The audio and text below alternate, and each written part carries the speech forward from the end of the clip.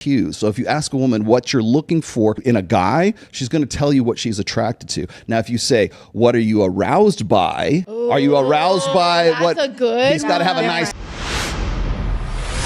Of 96 studies testing 6 dimensions of masculinity found that strength and muscularity was the strongest and most consistent predictor of a man's mating success. Better than a deep voice, better than testosterone, even better than height. Bit surprising, I know, and while numbers can lie, in this case, I don't think numbers are lying. Now, part of this is probably just the likely personality that gets jacked. The men who do the things you need to do to get strong and muscular are probably more ambitious romantically, on average. A large part of this seems to be scaring off rivals. There's some research indicating that formidability in the eyes of men is more important to your romantic success than attractiveness to women. Jacked dudes might just not have to compete for the women they want because other men are just too scared to test their temper. But to be clear, some of this association is attractiveness. Men might want to be more muscular than women want them to be, but women typically still prefer men who are more muscular than average. So given that muscles are scientifically sexy, what is up with the dad bod phenomenon? When choosing a mate, women are looking for men who are able to produce robust offspring and protect them, but they're also looking for a man who will nurture and invest in her and her offspring. And some hypothesize that more muscular men are less likely to be good at this nurturing role on average. Perhaps they're more likely to be the aggressive type and or less likely to be the committed type. And indeed, that is women's perception of them. There's been direct research on dad bods, and sure enough, women perceive men who are plumper and less muscular to be better dad candidates. And so even if, in the broadest sense, athletic men are more attractive to women, it's perfectly sensible that some women, especially in some contexts, will find a dad bod, a soft physique,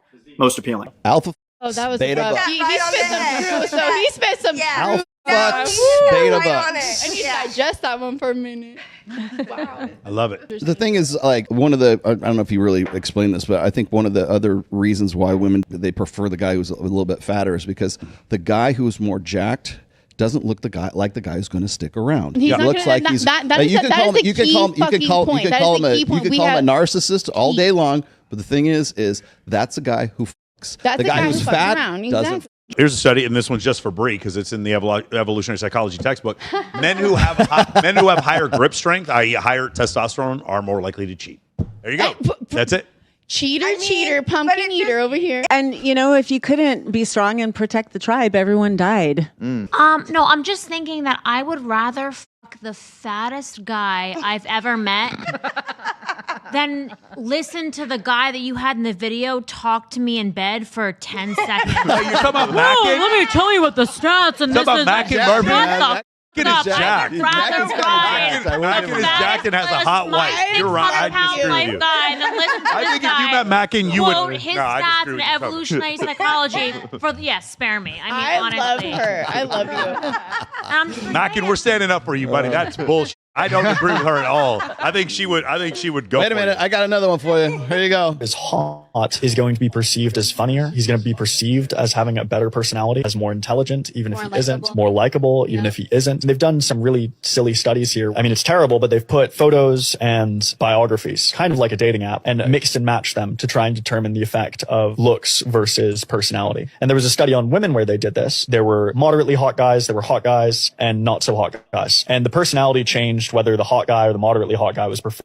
But no matter what, the not hot guy was not preferred. Personality mattered if a guy was hot enough. So the guys who were very unattractive, they were rated as having worse personalities than they would have if they were hot, and they were rated as less dateable overall than the hot guys. It is just one study, but there's other studies that converge on this idea that if you're past a certain level of hotness, then personality makes a difference. But if you're not attractive enough for a person's standards, then personality, it might matter, but it doesn't quite make a difference. Because it's so funny, I'll share the second part of this study. They had the women's mothers come in and were like, choose someone for your daughter to date. And you'd think it's like, gosh, I mean, the mothers are surely going to pick based on personality because they don't have to be with the guy physically. One would hope. And yet they went through the same selective pattern as their daughters. Now, from a social perspective, this is pretty hard to get your head around because it's like, well, they don't have to sleep with their daughter's boyfriend. So why do they care what he looks like? Right. But from a basic sexual selection perspective, right? From a biological perspective, it's like, well, that's their grandchild that they're talking about. And so they have to care about the same things. For the same reason that one might want a good looking husband to have children with, you'd also want a good-looking man to help produce your grandchildren. Oh, red for filth. I'm done. You're right. Wait, I have a question.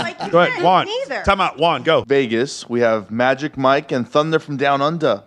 Girls pay a lot of money to go to these shows to Are see you these part guys of who it? are jacked. I'm not allowed to disclose that. Oh, why? So my point is, how is it possible that everyone's saying that the dad bod is more attractive when there's that happening here in Vegas? Because you guys are basically talking about two separate things here. And this is why in my book, I've separated this out. If you ask a woman what she looks for in a guy, she's going to tell you what she finds attractive in that guy, meaning long-term relationship characteristics. So he's got to be, that's the 436 bullet point checklist. It's the prerequisites that the guy has. He's got to be funny. He's got to be intelligent. He's got to be more educated, has to come from a good family, has to want children in the future, has to like puppy dogs, rainbows, Disneyland, and all this other bullshit that is attached to all of that stuff. All of the things that make him like, sapiosexual, tingle in the head kind of stuff, those are attraction cues. So if you ask a woman what you're looking for in a guy, she's going to tell you what she's attracted to. Now, if you say, what are you aroused by? Are you aroused by what?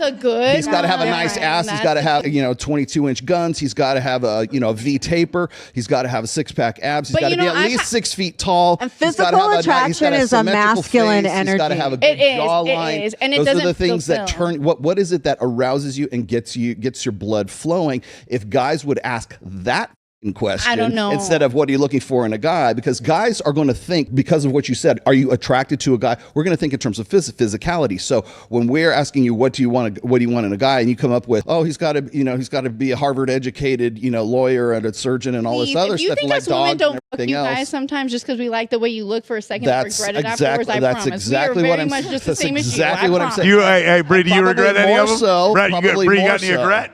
Probably more so. Bree, So if can you- you tell us about some regret real quick? So if you separate those two instead of trying to combine them into one, you will get a more accurate. Hold on. answer. Sydney, any regrets? Any regrets in the past? When we act like you men, we do. September, any regrets? Yeah, grab the mic. So you have any regrets? Yeah. What happened? He was just really hot and he was really dumb. Yeah. No, it was the thunder from down under that was not down Oh my under. God, the dick will It keep was you just coming. it was that. It was exactly like, oh yeah, he's jacked up and he's hot and he's like can move and then it He might just- got flexibility. Was it Chad, Tyrone, or both? Oh, it was like a mix. It was more the Chad.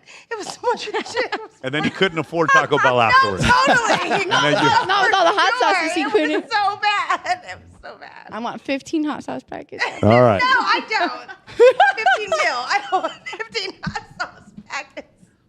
You get on Taco Bell afterwards. So thank you.